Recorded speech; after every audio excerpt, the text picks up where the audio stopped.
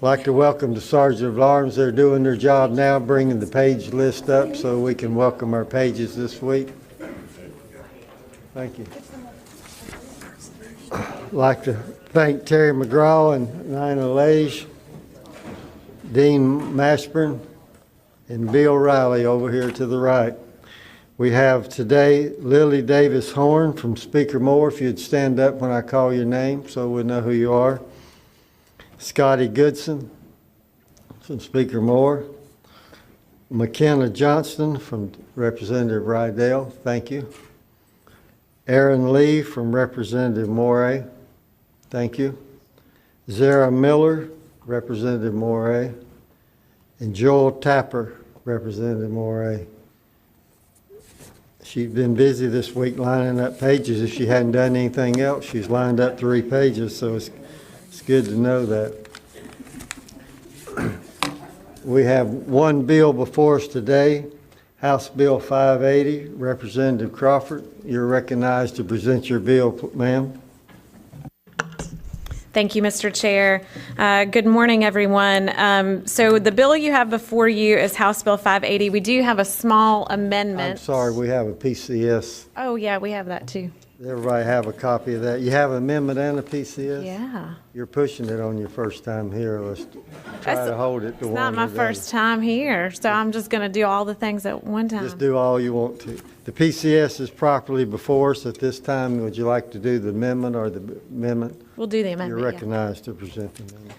So this is just a small amendment that changes the line 9 on page 1 by deleting adults age 18 and substituting the words individuals age 16, because this the services that we're talking about deal with working aged individuals. So we're lining that up with what is working age in North Carolina.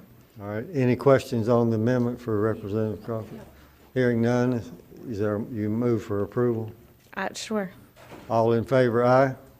Opposed likewise. You now have the floor to present your bill as amended. Thank you, Mr. Chair. So, members, the bill before you today, House Bill 580, is dealing with the Community Activities and Employment Transitions Program, which is nothing new.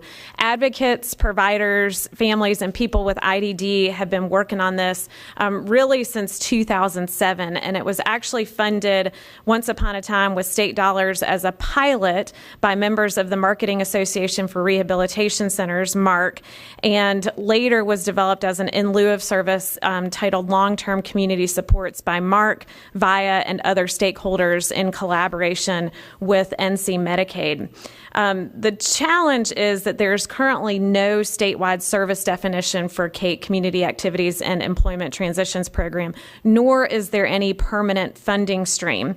The goal of CATE is to provide additional choice in employment and meaningful day for people with intellectual and developmental disabilities, for working aged individuals, age 16 and older, that are not in school, because we know that there really are not enough options once you graduate or age out of school for people with IDD. There aren't enough meaningful day or work opportunities for those individuals. And we have between 16 and 17,000 people who are waiting on the Innovations Waiver waitlist for services, and this could help give individuals some in lieu of services that they would be eligible for.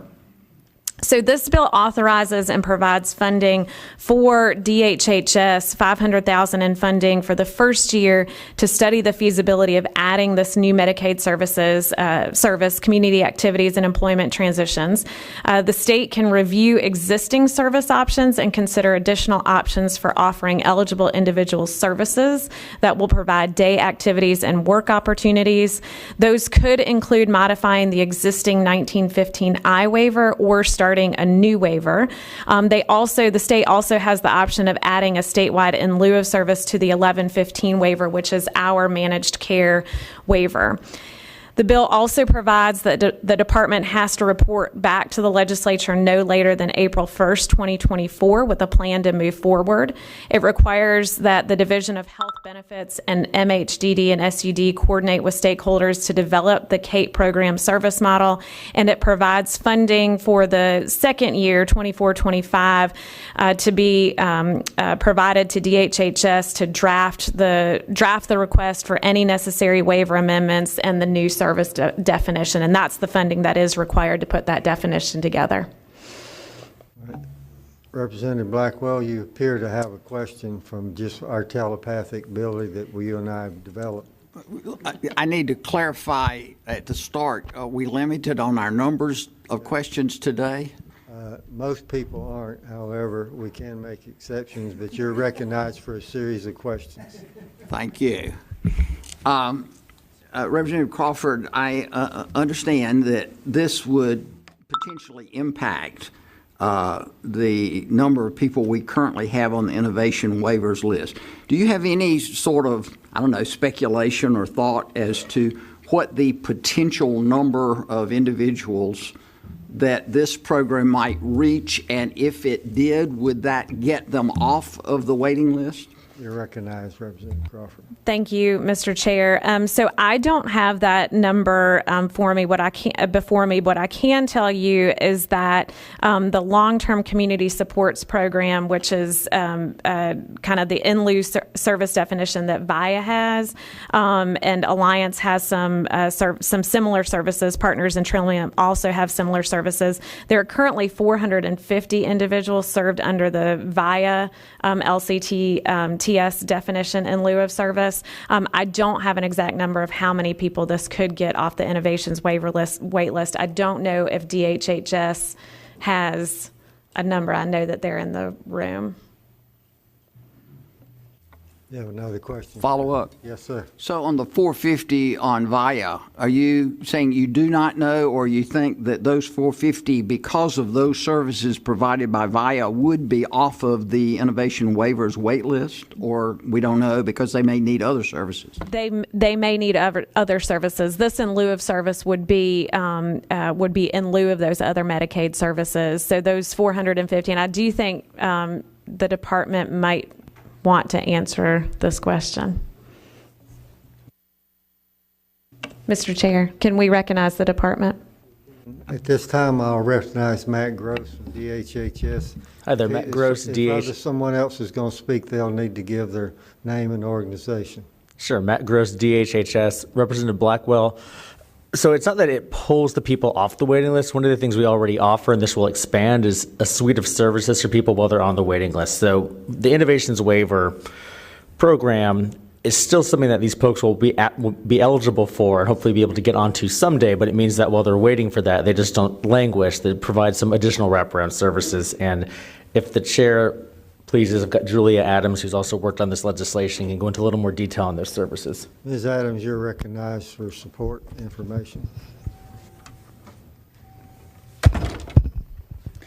Thank you, Chair. My name is Julia Adams-Shurik. I'm with the City Government Relations. I represent MARC, NCARF, and NC-APSI, as well as the Autism Society of North Carolina. Thank you so much for your question. The department is correct. This will open up a new array of services so that individuals who are not receiving something today may qualify for this under either the 1115 in lieu of service or under a 1915I state plan amendment. They can still remain on an innovation wait list. And if that higher level of service is needed, then when that wait list opens up and that place opens up, they can transfer into it. But what we are seeing here is the culmination of work of over 17 years to finalize this process. And we want to thank, obviously, at this time, our partners at VIA, Trillium, Partners and Alliance, who have been very helpful in piloting this program and are in support, as we understand, of this piece of legislation. All right. You have a follow-up? Thank you, Ms. Chair. So, Ms. Adams, if I may, so are we saying that for someone who currently, let's say, is on the innovation waiver wait list, that maybe that entitles them theoretically to access, if they were provided services, up to 20 different types of services and things? This program might provide 6 or 8, but they'll still potentially need some of those others. Is that sort of what we're talking about? This is sort of a partway step towards full services? Ms. Adams, you're recognized. Thank you, sir. Julia Adam Shurik with Oak City Government Relations. Thank you, Representative Blackwell, for the question. Yes, when we look at the innovation waiver, there are some things in the innovation waiver that are not included in the proposed legislation, for example, home modification, right? But this provides some other services that are critically needed for individuals with IDD who may not be able to access them any other way. Does that answer the question, sir? Thank you, Thank you very much. Thank you, sir. Thank you, Mr. Chair. Representative Shepherd, you're recognized. Thank you, Mr. Chair. My question, basically, I'm not opposed to this at all, but my question has to do with the new Medicaid bill that we just passed recently. Will this add to the rolls if this is approved? How will it affect that? And just any information you can give me concerning that. Representative Crawford, you're recognized. Thank you for the question, and thank you, Mr. Chair.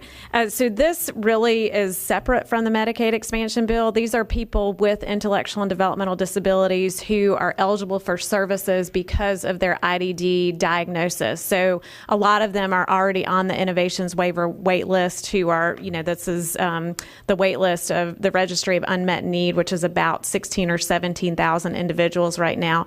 So when we do things like we provide innovations waiver slots in the budget, it pulls those individuals off of that wait list and gives them full services. So this would be an array of service option for individuals with IDD, separate and apart from Medicaid expansion. Follow up, Mr. Chair. Sir.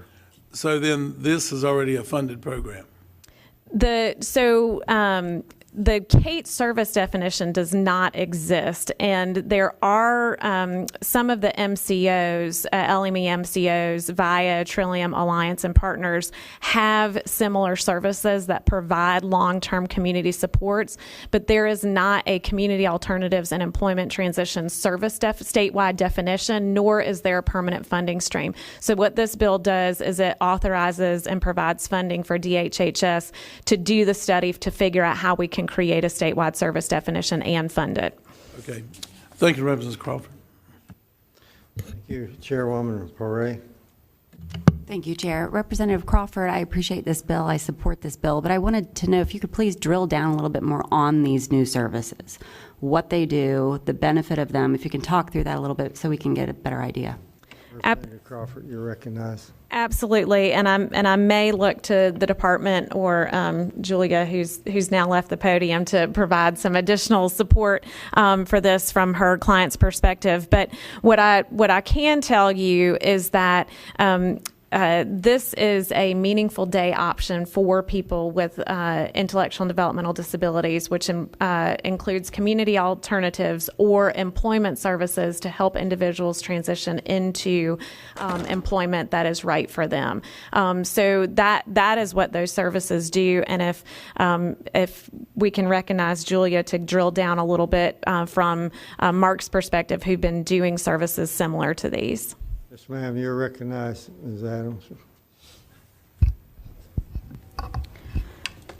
Thank you so much, Chairman. I'm going to cheat today and read directly from a description of the services, if that's appropriate.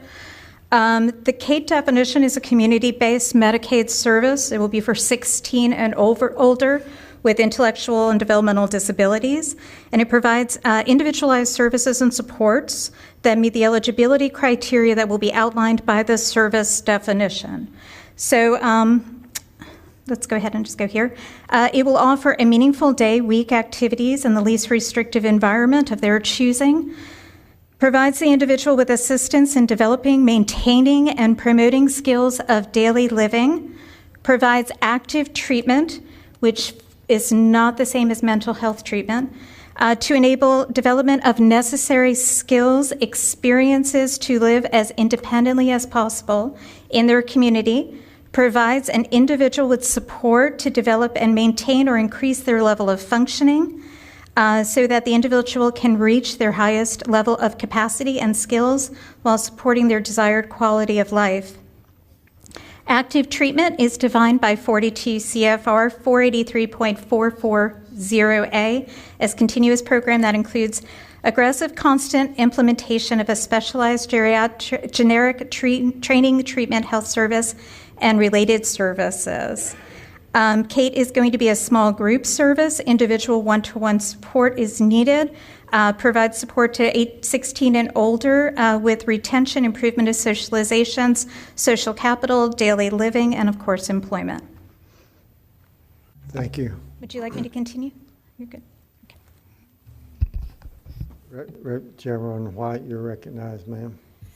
Is it okay if I asked a question to Ms. Adams? Yes, ma'am. Could you, for the benefit of the audience that may know more about MARC right now than they do about this program, could you give a little comparison between the difference in what MARC offers now and what this new program would offer? Thank you so much, Representative White. I'll do my best to answer that. So MARC is an ADVP licensed provider association. So they do, as a base, MARC provides a place for individuals with intellectual and developmental disabilities to work. They do supported employment under the innovation waiver. They piloted this program under VIA, where they provide meaningful day. So that would be supported employment in the community, skill building, and then they actually, many of the providers take individuals out into the community to do community-based work, for example, participating in Special Olympics, in key training programs. Many of the providers under MARC, which is an association, also do a lot of work around health and wellness. Some of them own group homes, and the group homes also participate through an arrangement of reimbursement in this definition under VIA. So MARC is an association, and they've been in the western part of North Carolina for many years. Does that answer your question, Representative White? Representative Wheatley. Thank you, Mr. Chairman. I'd just like to make a comment, if I may. I support this bill. I think it's sorely needed. When you say 16,000 folks with disabilities, 18 years and older, those folks are at home, those young people with nothing to do and a lot of time, no one to take care of them. This will give them a lot of hope and some security and family support that they direly need. So thank you very much for bringing this bill forward. Thank you, Representative Wheatley. Representative Blackwell, since last week was a 2-minute limitation, you're certainly making up for it, but you're recognized. Well, I only intend to ask 2 questions on this round, so I'm maybe within the rule. This is for Ms. Adams. I think when you were reading, you made reference that these are an array of Medicaid services, and I'm trying to understand how that fits with the answer that we got earlier to Representative Shepherd's question that this wasn't covered by Medicaid or would not be under Medicaid expansion. You're recognized, Ms. Adamson. Thank you, Mr. Chairman. Thank you, Representative Blackwell, for the question. Currently, when you do an in lieu of service in the state of North Carolina under the LME-MCO system, and we have one LME-MCO here who can speak to this as well, they are able to access extra money underneath their LME-MCO 1915 BC waiver that has been funding the in lieu of service known as CATE in its different forms between Trillium, VIA, Partners, and Alliance. This does not expand the Medicaid population the way a Medicaid expansion bill will do, but what Medicaid expansion has provided us, Representative Blackwell, is the opportunity for LME-MCOs who have had to cover individuals primarily with mental health issues and SUD issues underneath their limited state dollars. Those individuals will then go into hopefully a Medicaid expansion population. Those services will become Medicaid. In order for us to be successful with the CATE definition as we move forward into the tailored plan, which is the next incarnation of the LME-MCO system, we have to do 2 or 3 things to make this really beneficial robust, and stable. The first thing is, as we go into a tailored plan, which is full capitated managed care down the road under an 1115 waiver, we need to start to stabilize our service definitions so that they are the same at each of the tailored plan locations. This bill will begin that process of stabilizing the definitions. And as we move away from our BC waiver, those B3 funds that have been critical to LME-MCOs to design innovative services, those B3 services will disappear, which is why we're transferring so many folks into the 1959 state plan amendments so that the service will remain intact but have a new funding stream. It's the same with these in lieu of services. Instead of having a different in lieu of service at each of the tailored plan sites, this bill seeks to create one statewide definition and one stabilized funding stream under the 1115 waiver, which CMS has been able to approve for some states. We'll be looking at that as an option, or under a 1959 state plan amendment, which is similar to what we would see with a private duty nursing or personal care, all of those things under a state plan amendment, which also creates statewide-ness and effectively allows us to draw down Medicaid dollars so that the service remains constant and we are able to, as new people come into the system and are identified, hopefully, through our EPSDT or other service lines, those individuals who will qualify this would be able to have this at the age of 16 and up. It also allows folks, when they're transitioning out of our school systems, to really have a service that they can go to that is meaningful day, so it supports the families, as well as preparing the youth for a full and robust life inside of their community, which will also include employment. Thank you for the question, sir. Thank you for that answer. One last question. If you'll respond in a more limited time, that would be allowed. In the past, there have been concerns, I think you and I have talked about this maybe last session, about the inadequacy of providers. What's the expectation as to whether we have sufficient providers for this particular initiative? Thank you, Mr. Chairman. Julia Adams Shurik with Oak City Government Relations. Thank you, Representative Blackwell, for the question. This bill comes to you from the providers who would be doing this service. NCARF and MARC are two of the largest providers of these services currently, along with NC-APSI. And that is why they are bringing the bill forward to you. Thank you. Any other questions from the chairs or the committee? No, the chair recognizes Chairwoman White. Thank you, Mr. Chair. I move for a favorable report to the PCS as amended, rolled into a new PCS, unfavorable to the original bill with a serial referral to appropriations. Any further comments or discussion? All in favor, aye. Opposed likewise. The bill passed. This meeting is adjourned.